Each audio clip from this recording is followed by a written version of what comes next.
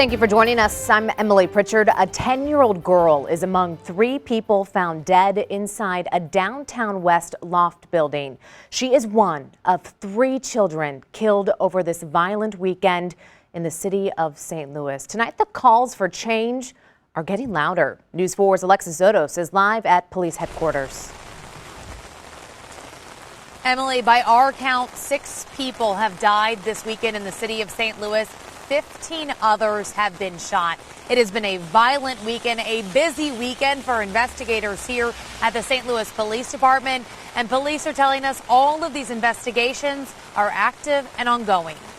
2 children, a teenager, a young mother, parents, all are the latest victims in a deadly weekend in St. Louis. It's nothing like losing a child. 8-year-old Journey Thompson was killed Friday following a football game.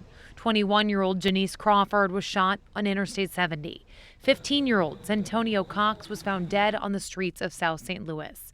10-year-old Nyla Banks was found dead inside a downtown loft on Saturday.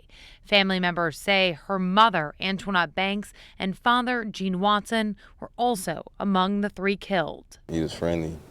That's probably one of the first people I seen when I first moved in here. An employee of the Edge Lofts tells News 4 the suspects were let into the building by the victim, and they were inside the apartment with the victims for some time. Surveillance was handed over to police, but nothing has been released to the public. I was surprised it happened in my building, but it happens every day. And that is the frustrating reality for our city, and why State Representative Peter Meredith says this must be a wake-up call. We've got a crisis on our hands, and we have to do something about it. He says the Cure Violence program could make an impact. It's similar in many ways to what Better Family Life has worked to do for years, but it could have more funding if the city can come up with it. In the short term, I see things like the Cure Violence program as something that other cities have done effectively to actually curb gun violence especially. And right now the St. Louis City has offered $500,000 in their budget to start that program, but that only gets us about a neighborhood or 2 in the city. If we want to fund that citywide and really make an effort to end this epidemic we have, we need another $2 million roughly to do that.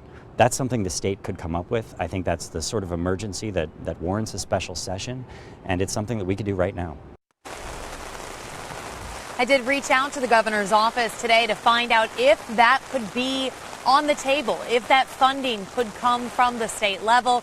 We are still waiting to hear back. As for all the homicides and shootings, investigators say they do believe people know something, and they are asking anyone with information to call Crime Stoppers. Reporting live from police headquarters, Alexis Zotos, News 4.